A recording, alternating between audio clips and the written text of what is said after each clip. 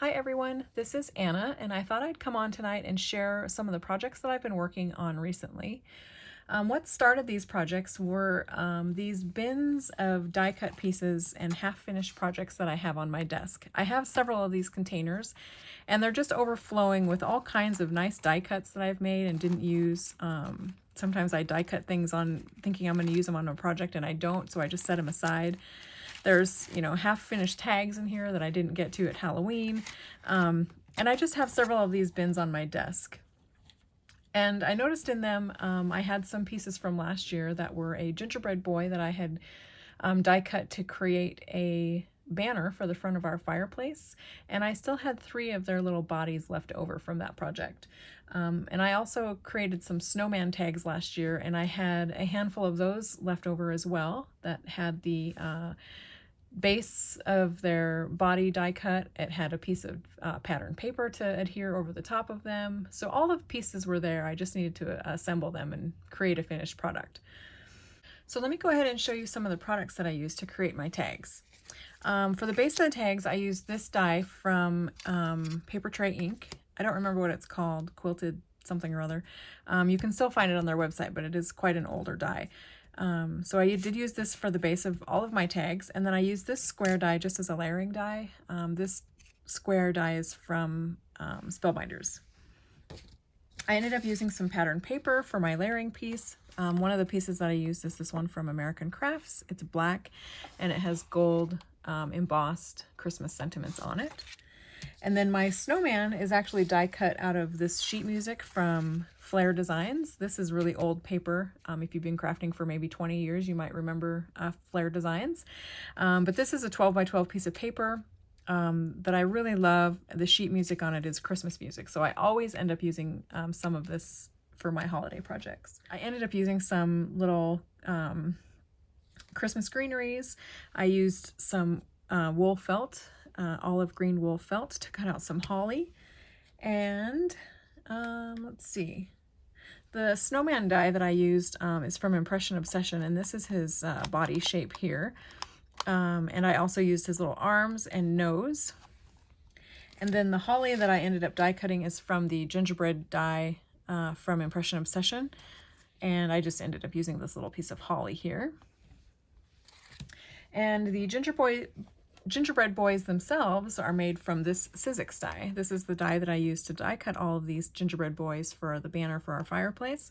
And I just had a few left over. So this is the die that I had used. It's cute. It cuts out little hearts out of his belly. This is a really old die, but you could still find it on eBay, I'm sure. And one of the other things that I used is red and white chenille stems, because I handmade some candy canes. But when you buy them at the store, they come in this bright white and bright cheery Christmas red, and that's not the look that I was going for these projects.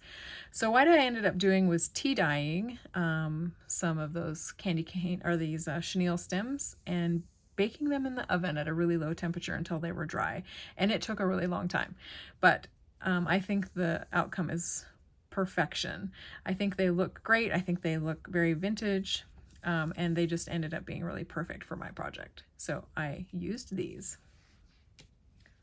So let me clear this stuff out of the way and I'll show you my tags.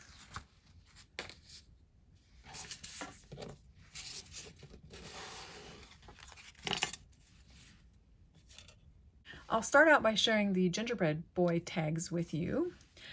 Here you can see the tag base I used from that Paper Tray Ink die, and this red square here is that layering piece cut with the Spellbinder square, and this is patterned paper from Basic Gray.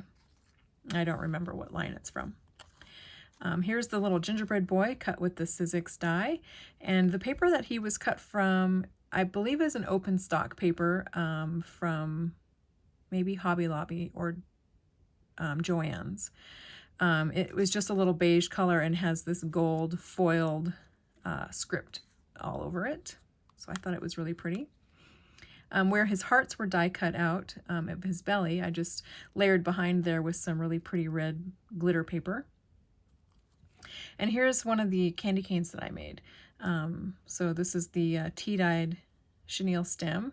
There's some holly that I die cut from the wool felt. I threaded a little button with some of my favorite twine, added a jingle bell, a cute scarf ribbon, and a piece of this red sparkly bit from Christmas, a Christmas pick. And that's it. I think he turned out really cute. Here's another one of the gingerbread boys. Like I said, these are all pretty much identical. The only difference on this one really is that instead of the jingle bell that I used here, I used a little vintage button instead. And I actually ended up making 3 of these and using up all 3 of the leftover bodies that I had from last year's project. So I think those turned out really cute. Let me go ahead and show you the snowman tags now. I also created 3 of these. Let's see. So the first one here, again, the same tag base. Here's where I used that American Crafts black paper back behind there for a layer. The snowman here is 2 pieces. It's a heavyweight cardstock layered with the pattern paper, the sheet music pattern paper. I just added a nose and his little arm here, and you know, similarly to the gingerbread boy, this guy has a scarf, a ribbon scarf, a button, and a little piece of Christmas trim. And again, one of the candy canes that I created. And actually, you can see his little hand is raised up and holding on to that candy cane. So I thought that was pretty cute. And then on the end of the little hang loop, I tied a jingle bell. So I think he turned out really cute. Here's another one that I've made. It's, again, very similar. This one just looks the opposite direction. You can see his little arm here holding on to the candy cane, and the wool felt that I used to cut the holly. He's got a cute little red ribbon scarf, and he also has a jingle bell on the bottom of his hanging twine. And then the last tag that I created was this one, and it looks very similar to all the others. It has a different colored scarf, same little candy cane and holly button details, and the jingle bell tied to the end. So I think these turned out really cute. I'm excited to share these with some friends, and this was a great way to use up some of those products that I had die cut and stashed away for later use.